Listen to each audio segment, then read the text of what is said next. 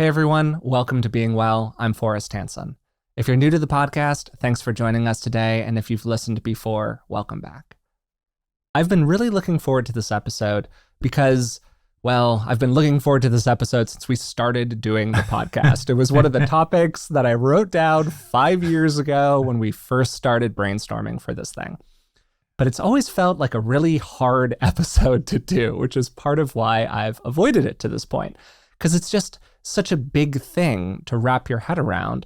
And also there's a lot of argument over whether or not the thing that we're going to be talking about today is even a thing at all, and the implications that it has, if it is a thing, for how we live our lives. So today we're going to be talking about the unconscious mind. Do. Great job there, Dad. Thanks for chiming in. I should do like the soundtrack for Jaws. Do. What's going to drag you under? So I'm glad that I'm joined today by a clinical psychologist, best-selling author, and also my dad, Dr. Rick Hanson. So Dad, how are you doing today? Psychologist and mediocre comedian and voice actor, but that's all right. It's funny, there's a kind of strange gaiety coming through about a topic that involves both a lot of rigidity and a lot of unruliness inside us. Yeah. So with those maybe as kind of thematic notes, I'm looking forward a lot to getting into this. Yeah, I think we're a little punch drunk to start this one because we were already talking for about 10 or 15 minutes about what the heck are we going to talk about today with this particular topic before we press the record button. And what I really want people to get out of this episode is that there is a huge and sprawling body of knowledge related to the ideas related to the unconscious mind. There is so much stuff out there. There's so many different takes on what this thing is. Does it exist? What does it mean for us? All of that stuff. And I had to wade through not an insubstantial amount of reading just to prep for this episode. And I really want to try to get you the good stuff without you having to go through that process yourself. So that's what I hope we take away from this. And I would love to start, Dad, by just asking you, what's the unconscious mind? Well, let's start with what is the mind? Oh, man. Okay, great. The function of the nervous system is to process information. It stores information, receives information, transmits information, and creates architectures of instructions, software essentially, that do good things with information. That's why it evolved. So the way I define mind is the entirety of the information represented by a particular nervous system. So think information processing. By unconscious, people typically mean two kinds of information. One, information that is permanently inaccessible to conscious, self-reflective awareness. And second, information that is currently inaccessible, but in principle could be accessible either at will or with some help, maybe with a therapist or some inner practice of one kind or another. Mm-hmm. That's basically it. Great. Yeah, and it's that second category that we're mostly interested in today. Yeah. And it's really kind of haunting to realize. I was thinking of this as Avatar. All right, I'm looking forward to the next Avatar film. I haven't seen it yet. Okay. And so it's a CG'd world, computer graphics. It's entirely constructed. So we realized when we were watching that movie that someone basically with tremendous processing power, maybe $1 billion worth, crafted this extraordinary film. Well, guess what? This moment of hearing, seeing, tasting, touching, thinking, wanting, when you look around the room you're in or hear our voices right now, all of that is virtual in our phenomenology. We never directly access reality itself. We access our perceptions of it. Now, those perceptions need to be pretty accurate approximations of reality to enable lizards, mice, monkeys, and men, and humans, in other words, to survive in harsh conditions. But it's virtual, it's constructed. And much as when we watch Avatar, we start to realize if we were in that immersive world, like with 3D glasses on or something, we'd be experiencing various things.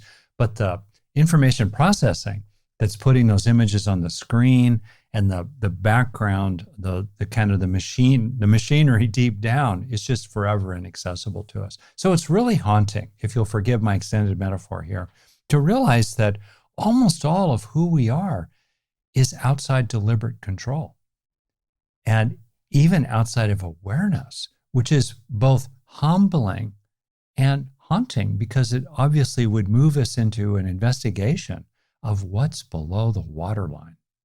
Yeah. And so picking up on that and focusing on the kinds of information that might be pushed out of our immediate access, but could theoretically be accessible to somebody. Freud had this conception of the mind as being made up of three parts, essentially your conscious mind, your pre-conscious mind, and then your unconscious mind. And people often use the metaphor of an iceberg to talk about these three parts of the mind. So you have the conscious, which is the part that's above the water.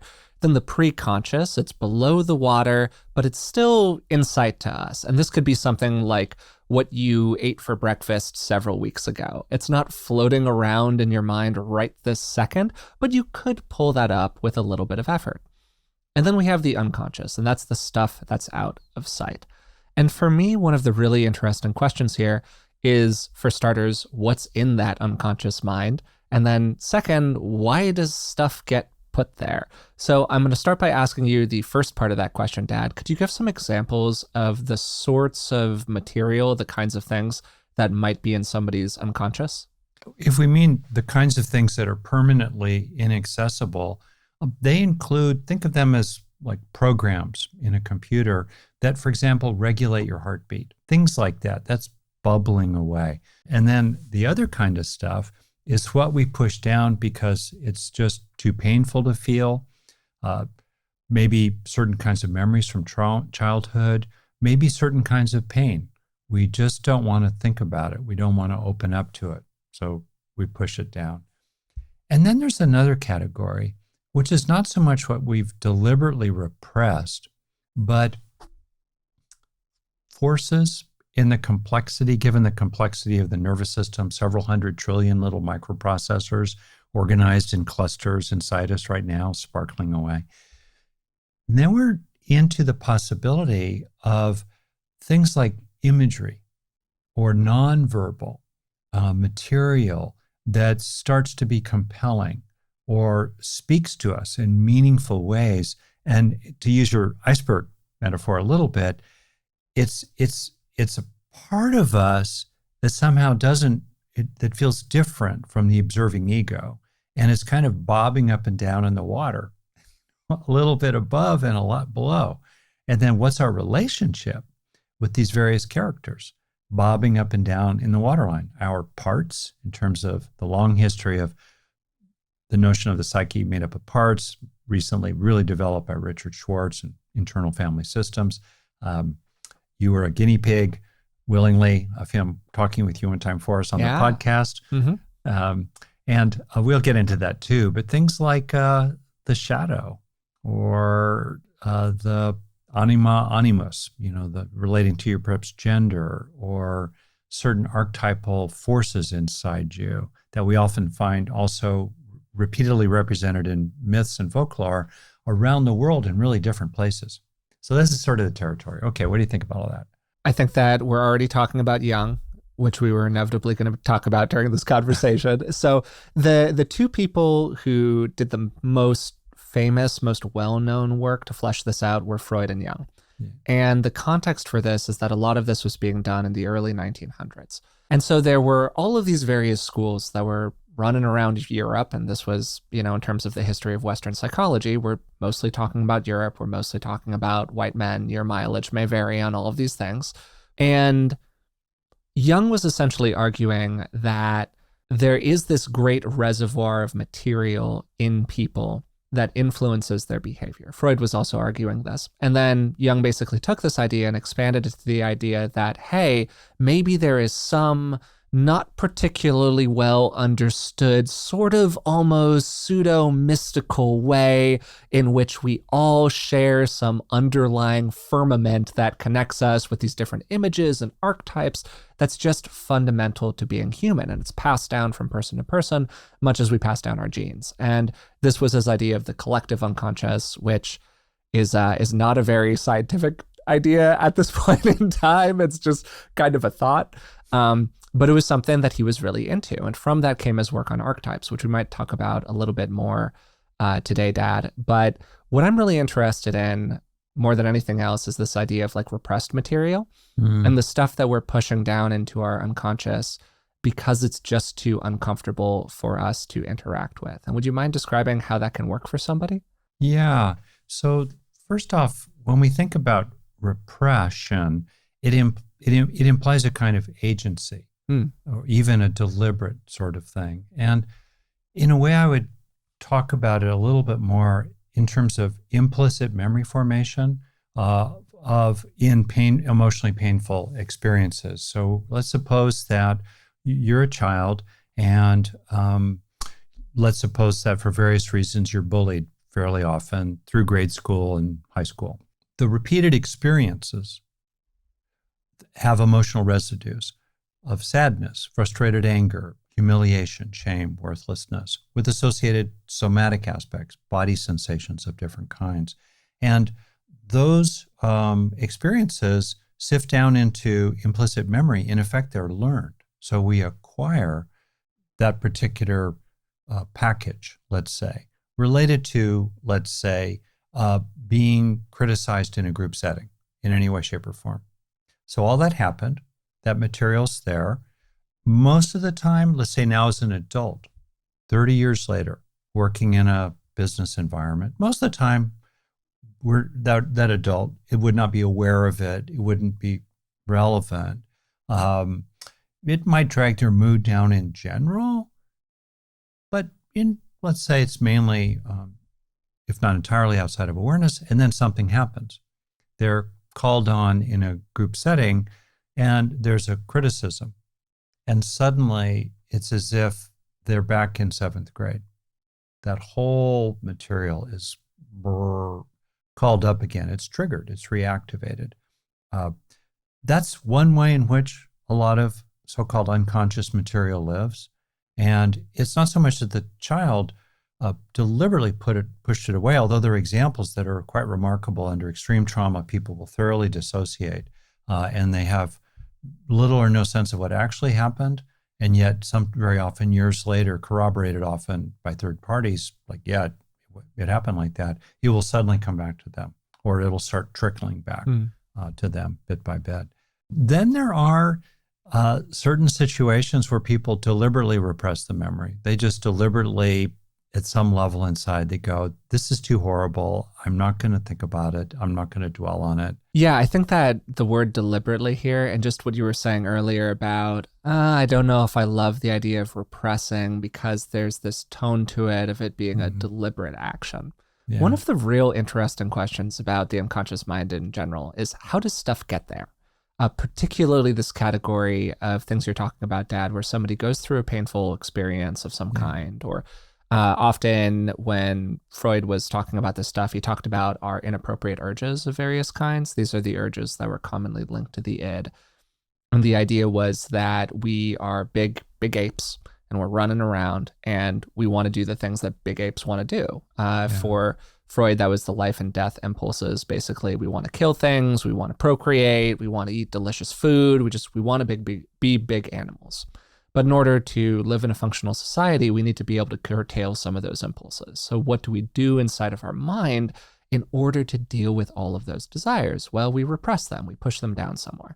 And then they bubble out of us in all of these subtle ways. And I don't know that it is a conscious and volitional act. In fact, I think it's probably not. Like what people choose to repress, it isn't really a thing. They're not choosing it, it's just happening. But it does seem like there's a deliberate function that's occurring in the system that is causing certain material to get pushed down and certain material not to get pushed down. So we can't talk about volitional control, but I think it is kind of helpful to think about it in terms of your mind making choices, even if it's making choices without consulting you about the choices that it's making. Does that make sense? Oh, totally. And maybe so now we're kind of in my sweet spot. I went to grad school, a psychoanalytically oriented school, layered on top of family therapy and developmental psychology, with kind of a through line of human potential and spiritual practice with some cognitive behavioral practicalities around Every the time I edges. try to pin you down about what kind of a therapist you actually are, Dad, this is what I hear. It's the full kitchen sink just in the pot boiling away on the stovetop. Why not play with all the toys, all the tools? But yeah, I think honestly, many therapists think developmentally, and that was a Freudian model in many ways, that history matters. Okay. They think developmentally in a framework of relationality while acting cognitively behaviorally. That's a pretty common package. And again, there's some variation on that. So let's talk about two kind of ideas here. One is, what do we disown? What parts of ourselves do we not want to think we are, and we don't want other people to see that we are? So we kind of keep them under covers, or we push them in to a room inside the mansion of the mind and try to lock the door. We disown it, or we disavow it, or we disidentify from it. It's like, whoa, not me. And what do we tend to push away? A lot is what society doesn't approve of, or when we were young, other kids made fun of. Or we shut down, numbing. Boys don't cry, or what have you. Girls don't get angry like that. We push it away. So that's really one aspect of this for sure. And as you well know, in the Freudian model, which was situated in the Victorian age, it was this notion of a collision, which also is centered in a context of colonialism and Northern Hemisphere delusions of superiority, in which there was this collision between so-called civilized ways of being and savagery, represented by Freud as superego, civilization, savagery, id, with this precarious ego, so-called, trying to navigate and compromise between the two of those.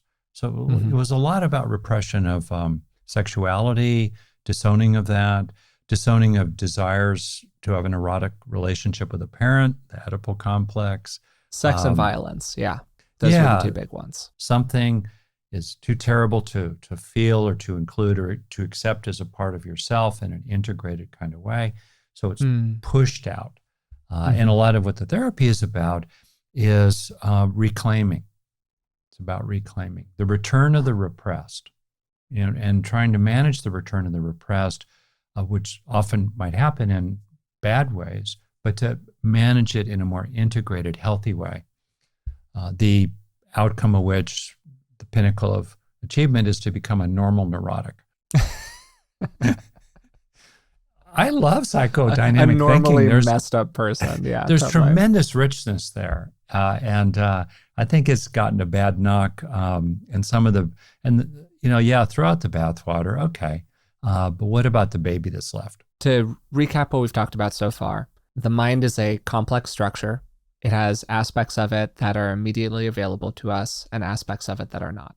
Some of those unconscious aspects are things like automatic functioning, the processes that regulate your heart beating, your breath going in and out of your body when you're not paying attention to it. Breath is actually maybe a good example of the preconscious. You're not conscious of it most of the time, but if you try, you can feel that process occurring naturally. Same thing if you take your pulse, all of a sudden you might have more of an awareness of your heart beating. And then there's a second kind of unconscious material. And this is material that some process in the mind has pushed down or repressed because it's just too something for them to deal with. It's too painful, it's too dysregulating, it would be inappropriate, and they don't know how to manage this urge through a way other than shoving it into the basement somewhere. And that's the category that we're really going to be focusing on, I think, for the rest of the conversation. Does that sound like a pretty good recap to you so far, Dad? It's great, and maybe two forms of that I could slip in. One is bias.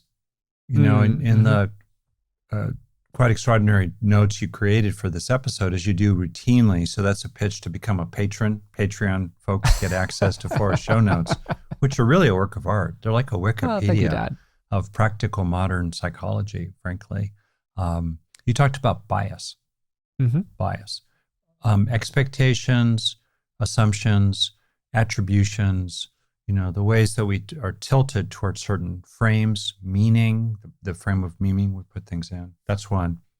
Second, the script-like nature of many important relationships. People can really get a lot of value out of exploring bias, racial bias, all kinds of bias, and also just scripts, presumptions. Like, really? Do you have to do that? Anyway, so I don't know if you want to get into those as well. Great notes of just other things that can be housed down there. And then what I really wanted to ask you about at this point, Dad, is so there's this invisible content that is present in us to some extent that does influence our behavior in different kinds of ways. And yet it's below the waterline. We can't access it. And if we can't access it, we really can't do a whole lot about it. And so you mentioned earlier the return of the repressed. And I know also just various courses of what's called depth psychology are really aimed at accessing this kind of material, pulling it into the consciousness in a more safe way. And so I just want to ask you, what can we do about this unconscious material? Depends on what it is. We can, if we start to realize that we have these beliefs that are taken for granted and they're kind of operating in the background, like big boys don't cry, or it's all my fault, things like that.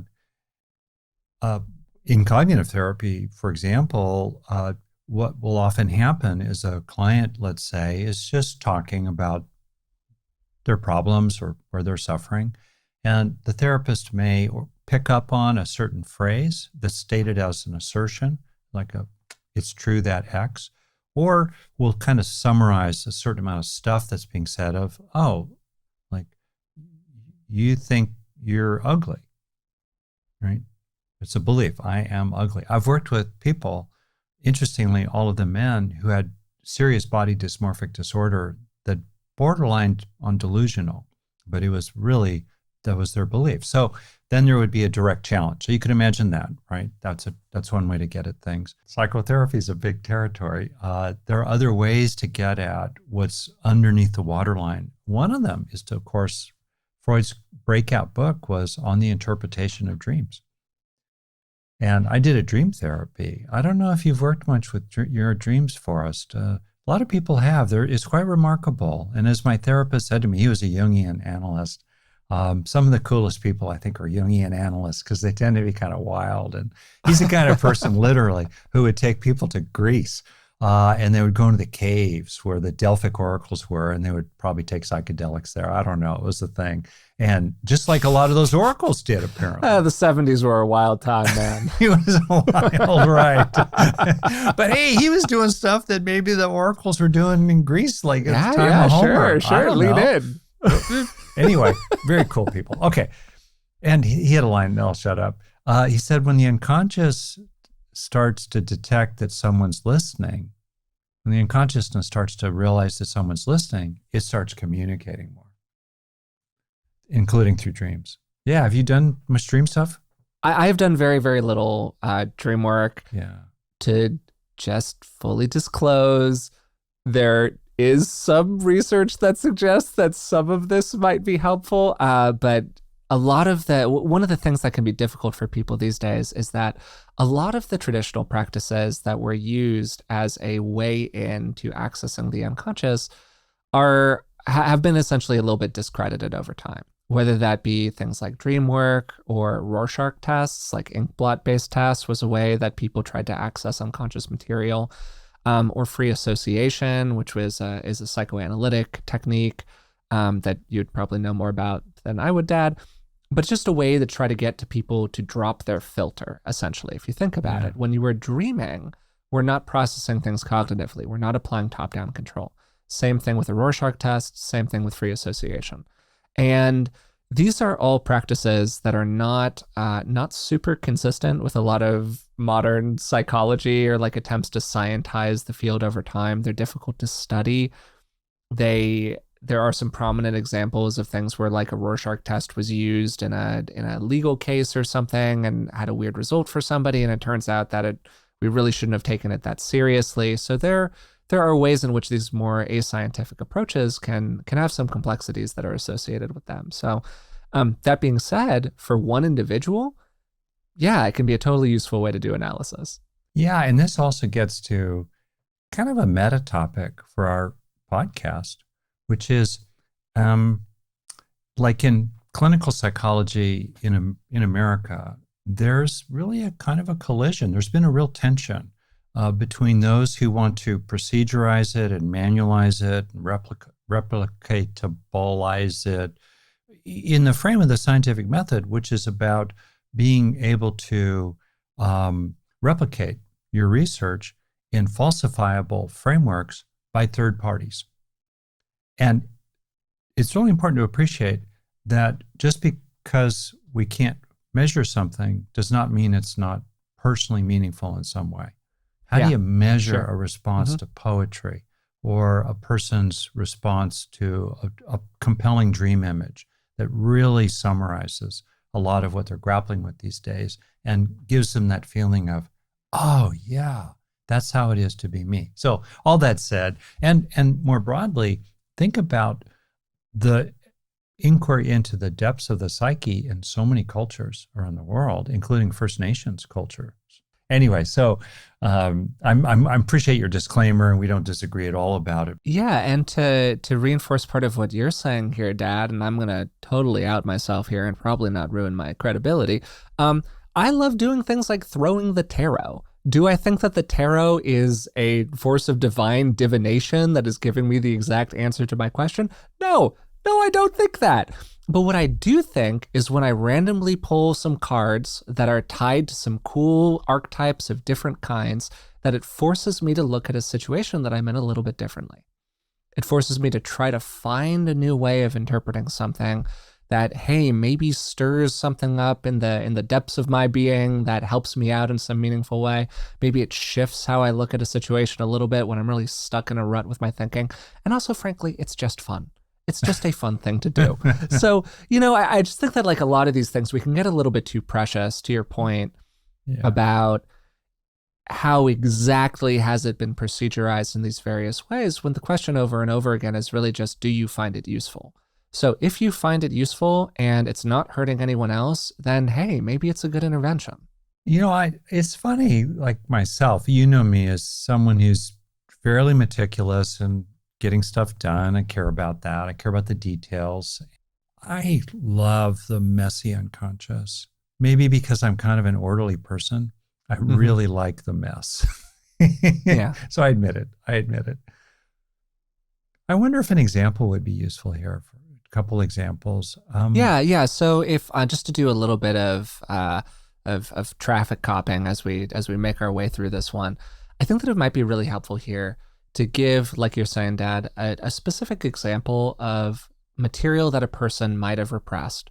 And then the process that person might go through, whether it's in a psychoanalytic framework or a course of depth psychology, or just more generally how you would work with somebody to safely unearth some of that material and help them take a look at it in a practical way. First off, to kind of clear the decks, just like you said, very briefly, I think about a lot of what we do in personal growth.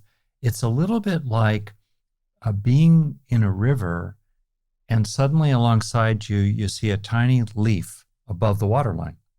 And you reach down, you're sitting by the river, and the river is your streaming of consciousness. So the witness is sitting on the rock by the river, sees a lot of stuff streaming through, and then notices a leaf just sticking up above the water. So you reach over and you kind of hold it, and you start pulling on it. And if you pull it too hard, you'll snap the leaf off. You won't bring it into awareness. But if you gently welcome the leaf and you start pulling, you get a hold of a twig. You start pulling more on the twig, you start feeling into a branch. You start pulling a branch, and then a whole log comes into view as an important aspect of yourself. So there's a quality of this. There's a beautiful book title, Psychotherapy: The Art of Wooing Nature. You're wooing, Okay, so having said all that, and also I should add, what about the inner child? That notion of the inner child, the younger parts of us, and tuning into those younger, more vulnerable, softer places inside. All of that is in the space of this. explorations of what's been out of sight. So if I could think of a concrete example, I'll tell you a personal story. I don't know if I've ever really shared this with you very much at all. So I lived in Finland for a year, my junior year in high school. My family went there, and I was a junior in high school. And I met a young woman at a blind date, and we really hit it off, and I truly fell in love. Just an extraordinary, wonderful person. First true love of my life, real love. Unfortunately, I had to leave in about 2 months. And so those 2 months were very intense. Then we left. My family had to go. And I went back to America after the summer. And I desperately missed her and longed for her. But I pushed it away because I was dorky and shy and awkward. I didn't want to admit to my parents how much that I loved her and had told her so. And that I was really, really upset about all this. Just pushed it away, acted like it wasn't real. And I pushed it out of my awareness mainly. Then I had a dream. And I think I might have even had this dream early in college, so a couple of years after I had left. But I still wrote her intensely. It was still a lot of, I'm gonna try to come back. We're gonna connect somehow, right? But it was all secret. Did not reveal that at all. Then I had a dream. In the dream, it was as if I was in some kind of canyon lands with tall red rock spires and dry, arid, and dusk, darkness. And I was on top of one of these tall desert spires in this sort of barren area. And off in the distance, suddenly, I could see on top of another spire, but separated from me, within sight, but utterly separated, this girl. I'll call her a girl, young woman. And I woke up from the dream, and it just felt so true to me. It felt that it was both the way it was, and there was an inevitability to it, a kind of, this is the way it is. You're not going to get back together again. And I had to really face that and accept that and integrate that material through the guidance of the unconscious that was talking to me through imagery about the facts here. And that dream then helped me to get more realistic, really, and to start making a transition and with an opening to other people. Well, it's a lovely story, Dad. And I'm sure there are people listening who resonate with that in terms of these early romantic experiences that we can have with another person and the ways in which they can really have a very long tail throughout our lives, both in terms of the feelings themselves, but then maybe even more in the scripts that we start to write about the way that love works or what it means to be in a relationship with another person. And so it's always really fortunate to have like a positive early experience in that way, I think, or at least one that's not too dysregulating for a person. Yeah. Something that's implicit in your story, I think, is that often when this repression occurs of one kind or another, like you were talking about having these urges and these desires, but you push them down inside of yourself because you didn't want to deal with them. These are painful sensations. These are painful thoughts and feelings. And so when that first unearthing process happens for a person, it's often quite uncomfortable for them. You talk about emptying the bucket of tears a spoonful at a time. That's a line I've heard you use often. Yeah. And it can be really helpful to do this work if you're going to do depth psychology kind of work with a clinician, because the whole point of that practice is to create a safe environment for you to be able to deal with uncomfortable thoughts and feelings that can come up during that process. Yeah. And at the same time, accessing that material, which I've done in some ways in my own life, is just enormously valuable, or at least has been enormously valuable for me personally. So you've given that example, and you have also already mentioned dream work here as one way that people can access that more unconscious material. Do you have any other ideas or any other recommendations for what somebody could do, maybe if they can't work with a clinician for whatever reason, to get into that beneath the waterline territory? Yeah. Well, here too, to name it and then kind of move on from it, emotional release work. I mean, that's a whole category. If we want to start talking about that, I mean, as an example, I did workshops in the 70s and led them that would involve people forming, like taking a towel, wrapping it up into a roll with masking tape around it, and then using that towel for minutes at a time to pound on a table, screaming at the top of your lungs and getting all kinds of anger out or other kinds of feelings, often ending up crying just because what was underneath the anger, very understandable anger often, was tears, clearing that away. So there are categories there. Again, be careful. To use a Jungian metaphor, he loved alchemy, these sort of pre-modern ways of describing the psyche. And for example, his point being the hotter the fire and the more combustible the mixture, the stronger the crucible. To your point as well, working with other people. So there's emotional release work. There's a lot around art therapy or creative expression kinds of therapy where people will do things like with their non-dominant hand. I'm right-handed, so it'll be left-handed. Just start making shapes. And the non-dominant hand typically is associated with the nonverbal hemisphere of the cerebral cortex. In my case, it would be my right hemisphere, where a lot of material lives, a lot of wisdom lives in the right hemisphere, but it's without speech. It's like, so anyway, non-dominant hand, doing stuff like that, emotional expression work. I've done things and, I've told people about doing things where you get a crayon, you hold it in your non-dominant hand and you just get it off your chest, in ways that aren't going to hurt anybody. Like you start writing with your crayon, giant letters on a page, F, you, and you keep going, right? Well, can I pitch you on some ideas, some like practices that I think could plausibly help somebody out here? These are by and large not original ideas for starters, but I was really thinking about this, Dad, and to me, I wonder if the most effective modern technique that we have for accessing the unconscious is just mindfulness practice. Because essentially mindfulness practice is interoception. If you think about it, you are tuning in. That's great, Forrest. To what's going on in the body. Yeah. And at least in my experience, when your thinking brain gets quiet, something tries to fill it. That's really beautifully said. I think there's a place for taking a kind of technical procedural stance of pure choiceless awareness. That said, I've gotten a lot of good therapy mileage sitting on my couch meditating. 5-10 minutes at a time, occasionally. There you are, you're receptive, you're calm, maybe you're opening your heart, you're doing stuff. So you got a good crucible to use that. And then something comes up that like you just feel really guilty about.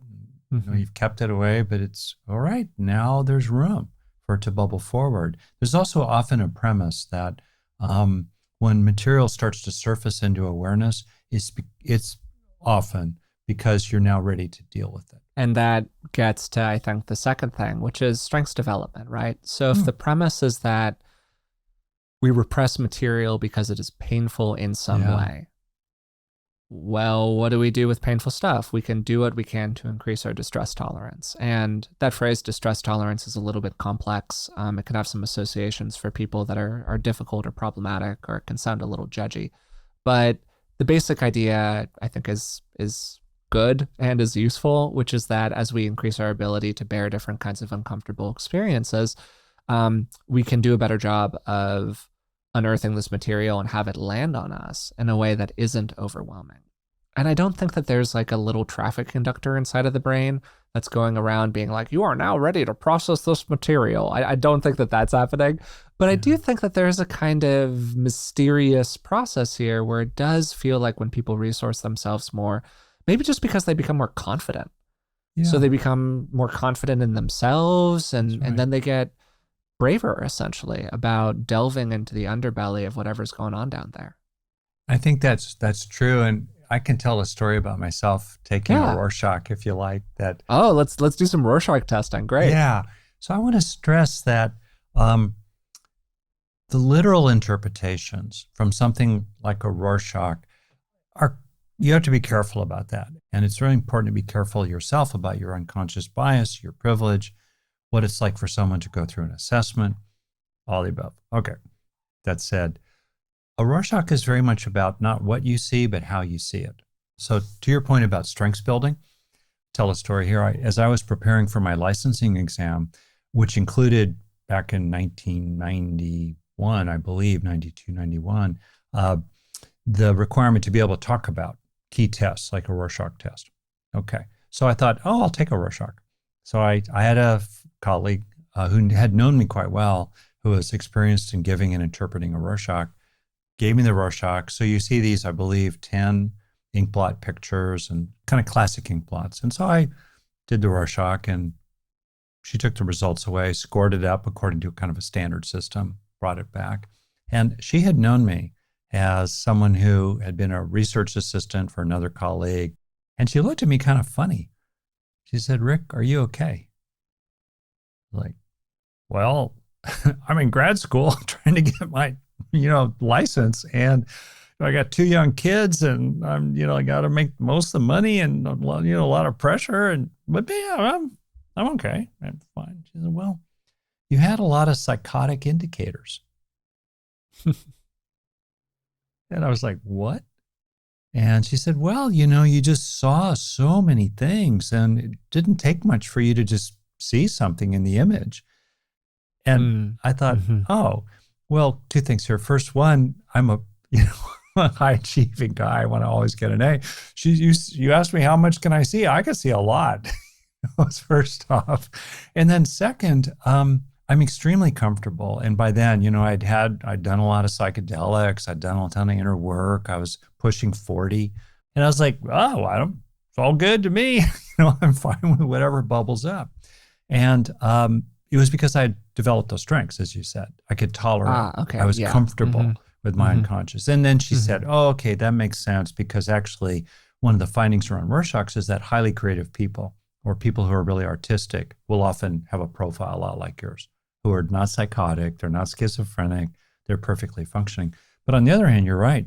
Think about the usage of the Rorschach to just lock somebody up in an insane asylum for years, maybe, classically, often in a sexist way or a classist way, to just put people away. You gotta be careful about it. But that's an example. Yeah, of being able to tolerate the material that comes up. Totally. And I think that's something that's running through the conversation as we're naming these different ways to access the unconscious mind or work with this material, is how it can be cognitive in its presentation, like we think about these thoughts. Yeah. But often the material itself is not very cognitive. It is emotive, it is sensation-based, it's feelings, it's this kind of murky underpinning of sensation. And if I ask somebody, what do you think about this thing? That's your conscious mind. That's pure conscious mind. What do you think about this thing? Pure consciousness. But if I ask you, how do you feel about it? Oh, yeah. That's going to get you more into that murky underbelly that we were talking about. That's going to get you a lot closer to the unconscious mind. And so I think that one of the ways in here is somatic practice of different kinds. Yeah. Like a lot of the times we have a feeling in the body that doesn't make a lot of sense given what we think about a situation. And people often refer to this as their intuition. They have a body-based sensation and they go, oh, that's my gut feeling about something. Well, what is a gut feeling? A lot of the time, it's essentially a kind of bias coming in. Or it's a schema about the situation that you're in. Or it's a past experience that's raising its head in the present. That's accessing you a different way than from your thinking mind. And that can be really powerful to pay attention to those body-based urges and images and feelings that come up. What's your body telling you? Yeah, because that can really suggest to somebody, maybe there's some content here. Yeah. And that can be a way that the unconscious can sort of express itself to us. That's beautiful, Forrest. And then you have people like Peter Levine who are genius at detecting very subtle shifts of posture and then playing with that, like, what's your body saying? Building on what you've said, maybe I'll just name a few other little probes that, again, people might be familiar with. Okay, great. One is sentence completions. This is great, where you do a sentence stem and then you just say whatever comes into your mind. One thing I want from you is, one thing I want from you is, one thing I want from you is, or I'm afraid of something. I'm afraid of something. Or if I could only have something. And you can play around with the stems, but if you start making yourself just generate first thing, no censoring, no censoring. That's a very interesting way. You can do it in writing or you can do it in speaking. One, two, what's called automatic writing. I don't know if you've ever done this. This is a technique where you just sort of let your hand write and you're relaxing, top down, typically verbal, rational control, and all kinds of stuff starts bubbling out, especially if you get kind of used to it and you get comfortable. You get comfortable with that. Another one, sand tray or other forms like that. And I've done that with children. People sometimes do it in more developed ways where you have a tray of sand and you have many, many figures in your office. And then the child or the client just reaches and plays with different figures, monsters, soldiers, rabbits, trees, stuff like that. And they create a kind of a diorama. So then you're looking at it, and obviously you have to take it with a grain of sand, grain of salt, but what do you see? And you take it at face value, and you see, oh, isn't that interesting that in this diorama, there's a little kid, there are three kids. There's a little kid, and there are two bigger kids, and there are these other sort of parent figures, and the two kids are really close to the parent figures, but the other kid, the little kid, is always far away. And your client happens to be the little kid. You might start to speculate about what it's like to be that kid. Yeah. Right? Well, Right. can I stop you here, Dad, and ask you a question about that? Because as we start to access this material, almost always an emotional experience accompanies it. Yeah. So in that final example that you gave, you've got the little kid, they've drawn up the sandbox, and they've got themselves positioned at some distance from their peers. Or their mommy and their daddy and their big brother and big sister. Great. The family's over here. I'm over there. I'm left Whatever out. It is for They them. don't want me, and they might leave me behind. So I have to yell and shout and have tantrums to make them notice me, which is what's brought you into my office. And so there we go. We have the whole therapy right there, right? We have a desire. That desire is repressed in some way or is unexpressed, maybe because a little kid doesn't have the technology to express that kind of a nuanced desire to their parents. And so something else is emerging based off of that unconscious desire that is becoming problematic. And now that person has entered treatment in order to deal with the symptom of the unconscious material. And as I say all of this, I think of the kid and I think, wow, that feels really sad. Yeah. Like that's a very sad feeling, right? Yeah. The other big one for most people when they start dealing with unconscious material is shame, because a lot of these urges that are repressed are socially inappropriate. And again, there's a lot of stuff with Freud that I'm not in love with, but one of his big insights was our desire to repress inappropriate material, or that which is deemed too savage by our civilized white Western society, So there's a lot of shame for people, Dad. And I'm sure that you've had situations where you're in a session with somebody and they bring in something and it just comes up and it's accompanied by a lot of shame. How do you start helping people to triage themselves in and out of that material as it begins to emerge for them? Because if it just washes over them, they're going to be like totally blown out of their window of tolerance. And so I'm wondering, like, as a clinician, how did you help people manage those emotions when they first started to come up? That's a really big topic, and it's a deep one, Forrest. Might be another episode, but I'll give you an example. So, highlights. Yeah. And I'm disguising things somewhat. So a situation in which there was a chaotic, disorganized single mother with 3 young children, sometimes literally living on the street or, out of her car.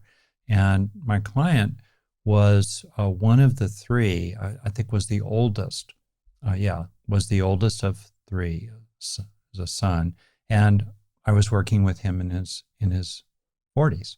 So this is now 30, 40 years later. And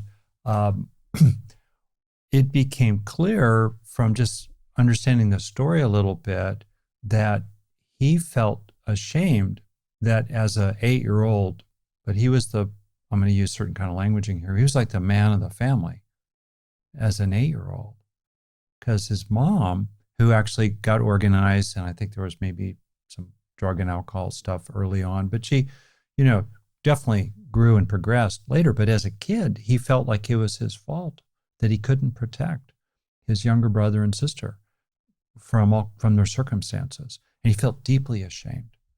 So shame, not feelings of inadequacy. That's a separate kind of thing. Shame, like moral fault, weight of shame.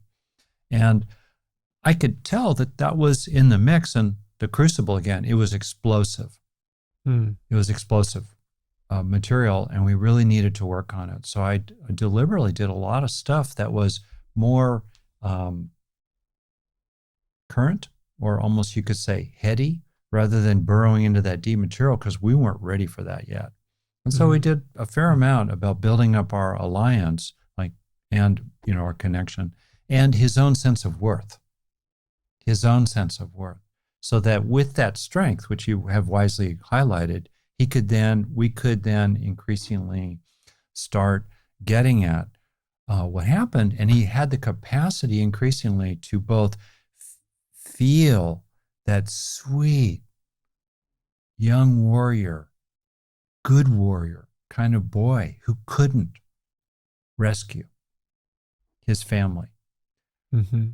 While also stepping far enough back to realize that, of course, he couldn't. It was not that boy's fault that there were problems. Of course, he couldn't. And there was nothing to be ashamed of, right? But it was based on having the strengths developed over time to be able to do that, and then process around that, and not need to, anesthetize himself against that terrible. Shame is terrible. Of all the so-called negative emotions, it's the hardest to bear, really. People can bear fear, unless panic is horrible, but fear, anger, sadness, but shame, oh boy, really. Was it something where you were able to do work inside of the room and then put a lid on it in some kind of way so that they could walk out and be functional until they came into the room again and you were able to go back into the material? Yeah. Now we're in the little bit the minutiae of the craft. It's like a science, and it's mainly a craft, actually. But I also think that it's craft that might be helpful for people in terms of triaging themselves into and out of these feelings as you begin to go through a process. Like, let's say that, to use myself as an example here, just really quickly, let's say that I go through a process where I start to come to terms with the fact that I am just a sensitive person. Period. Full stop. Sensitive boyo. That's the way that I am. Okay. And that's in a context of a broader culture that is not necessarily super receptive around sensitive guys and so on and so on. Okay, so when that first comes up for me, what happens? Well, denial happens. That was the first 25 or so years of my life. And then, okay, you go through a process of interacting with the material. And for me, I really had to triage myself into and out of it. I couldn't just live there all the time, because for starters, I would just get emotionally exhausted. But then also you get down on yourself, and just all this other stuff starts to happen. So it was really helpful for me to be able to sometimes contact that material and sometimes not, and kind of work in and out of it in waves. And I would imagine that's also part of what you did inside of the office with people, particularly when they're dealing with stuff like the story you're describing, which is much more intense in terms of its emotional valence and the age of it and just the whole thing. Yeah. And my model of the heal process: have, enrich, absorb, and link. And right here is linking. So here's my client, and I have and had genuine, tremendous respect for him. And he could feel that. He knew that. And the fact that I was a doctor, that added to the impact of my respect for him. So he's sitting in the context of my respect for him and my seeing that there was nothing to be ashamed of in that young 8-year-old's life, while feeling the shame. So there's the linking right there. He's feeling the shame. He's also experiencing my unconditional positive regard, as Carl Rogers would put it. He's having a corrective emotional experience, as the psychodynamicist might put it. And all that's happening in real time. And then there's the management of that. Well, I'm aware of the clock ticking, and I'm thinking, 19 minutes to go, 14. New person in 20 minutes. I might get 3 minutes. You got to put this guy back together before he leaves the office. Totally, yeah, exactly. And I don't want to put, send him out the door bleeding from all orifices. So, there's that. You're thinking about that as well in the reality of it all. Yeah. And then there's some repetition. And then there's what helps too is this could be useful for people actually, is to shift to a voice, if you will, a perspective that's your own, but it's about you. And to shift from me naming the reality that, of course, that 8-year-old could never, get their mother out of poverty, right? That 8-year-old could not stop certain things happening to his 6-year-old and 4-year-old, brother and sister. I'm saying those things, but then the powerful shift is when he starts to say those things. He can say those things, and so he's the one who's carrying the talking stick of wisdom, as it were. He is the microphone. Then that's the really, really, really important shift. Yeah, two things that I would just highlight in there that stand out to me as really key parts. The last thing you said sounds a little bit like a version of almost teach what you need to learn. Become the person who's doing the talking, who's doing the saying, doing the reinforcing. That can be really powerful. You're saying it to yourself. You're saying it to yourself. Yeah. So if you just play with it on your own, three perspectives. One, there's the third party who's telling you. Then there's you telling it to you. Then there's the beleaguered inner being, like the 8-year-old child, who is receiving it into oneself. Yeah. And then, so the second thing that stands out from all of that is just the relationality of it. Yeah. And the fearlessness of it. Yeah. Oh, yeah, for sure. For sure. The bravery of it, but kind of technically in terms of what might be helping a person, that there's somebody else that they're in a dialogue with, even if that somebody else is just a part of themselves, But I think that a huge aid to the whole thing is not just working with a clinician, it's having somebody outside of the self who is present in some kind of a positive and reinforcing way, who is holding space or being supportive or acknowledging that what you went through really was hard and really was painful. That seems like a just enormously positive part of the whole thing. Yeah, I often a real flesh and blood other person, one way or another. I'm thinking of the saying from AA, the mind is a dangerous neighborhood. Never go in alone. And I think in a literary way, the angel Virgil, supposedly, was Dante's guide through the Inferno. Okay? You want to have a guide with you when you're going after the hard stuff. And it could be an inner guide though. Your innermost wisdom, your guides, your totems. Think about traditional First Nations culture sometimes, your spirit guides, who's with you, your ancestral wisdom is with you. If it's okay, maybe Forrest, and I know we're going to wrap up here, and I have no idea how you're going to edit this sprawling conversation, and I hope you do. I warned you, it was going to be both rigid and unruly, and it's been mainly unruly. I want to put a plea in here for including what's left out. And Zen saying, nothing left out, and yet we're always leaving things out, so don't leave out that you leave stuff out. And so in our standard culture, including your and my discourse style, highly verbal, highly logical, rational, procedural. It's about control, top-down control, kind of an engineering model of the mind, study it, physics, and then do engineering on it, fix it. And okay, lots of benefit to that stuff. And what does that leave out? Mystery. What is beyond our control? What is nonverbal, undreamt of in our philosophies, Horatio? What's left out? And how can we start to invite and welcome and encourage what's left out? And I want to kind of put a plea for that. And there are different ways into it. One way is just to play around with archetypal figures, that you often find, like in the hero's journey or heroine's journey. That there's a kind of a model of different characters that might be meaningful to you. But just to consider different parts of yourself or different aspects of yourself, or kind of open up to stuff that maybe you've pushed away. Maybe you can afford to sit down by the campfire of your own consciousness and invite some of the characters in the shadows, in the trees, to come sit with you.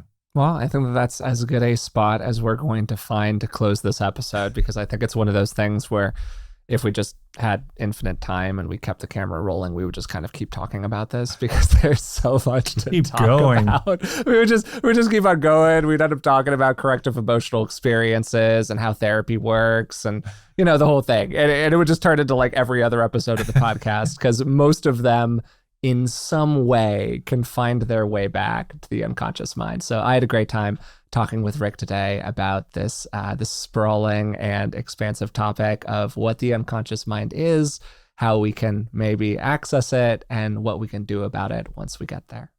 We began today's conversation by talking about what the unconscious mind is. And to understand the unconscious, we need to get a bit of a sense of what the mind is at all, and particularly how the mind is organized. So Freud had a model of the mind where he organized it into 3 layers: the conscious at the top, the preconscious kind of in the middle, and then the unconscious down in the basement. And the conscious mind is the part of our mind that we are aware of, that we can interact with at will. The preconscious is the part of the mind that is just out of sight, like an iceberg. It's the bit that's below the water, but we can still see it. It's there if we want to access it deliberately. This could be information like what you ate a couple of months ago. It's not bopping around your awareness right now, but if you needed to, you could call it up. And then the third layer is the unconscious, and that's all the material that is hidden from our awareness. And there's a useful distinction here between 2 different kinds of unconscious processes. The first one are processes like your heart beating, that you're not aware of normally, but your body's just doing it. You're unconscious of that activity. And then there's maybe truly unconscious material. It's to use my what you had for breakfast example. This is what you had for breakfast on June 13th of 2007. You've just forgotten it. It's not conscious anymore. You don't have access to that information. And then there is a final third category, and this is what we really focused on today. And that's all of the material that for some reason you could have access to, but your mind has pushed it down.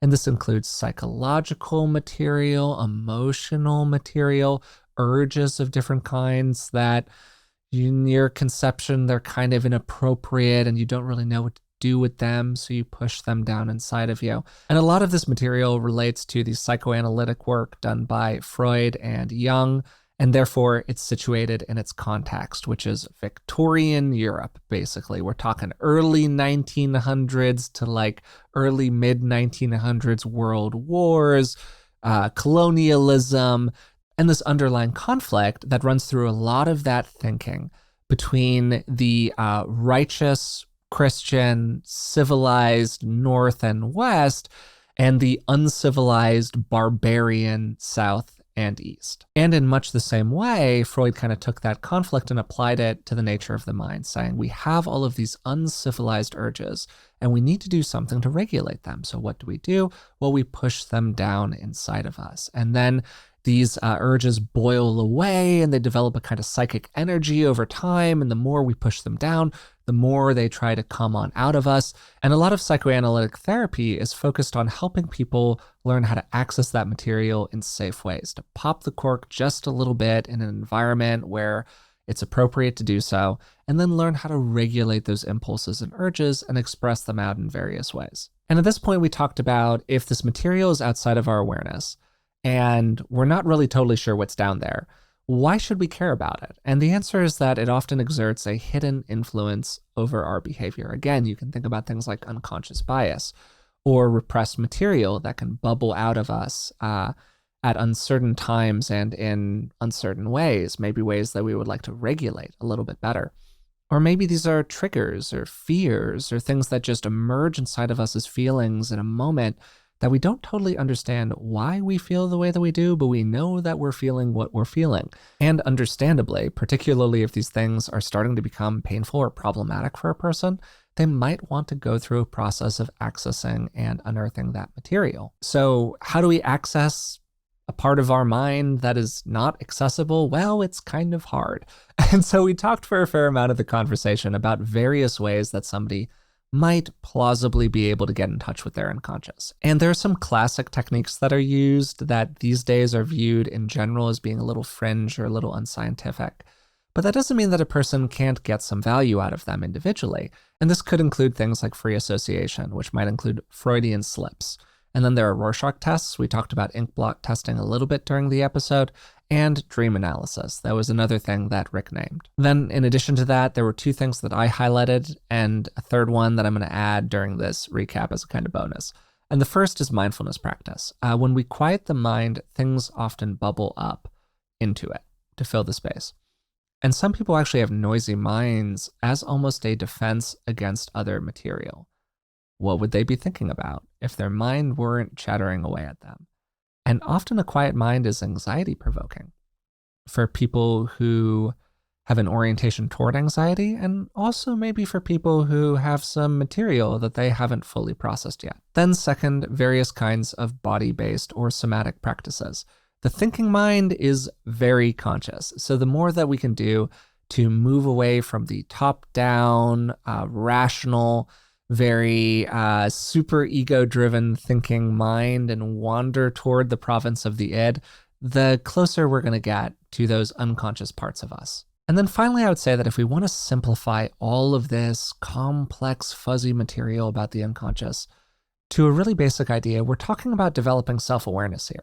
So anything that you can do to resource yourself more and develop more awareness of your interior is going to be a useful practice. So I hope you enjoyed today's episode. If you've been listening to the podcast for a while and haven't done so yet, we would really appreciate it if you would subscribe to it wherever you're listening to it now on. And if you'd rather watch video than listen to the podcast, you can find me on YouTube. I'll include a link to that in the description of the podcast episode as well.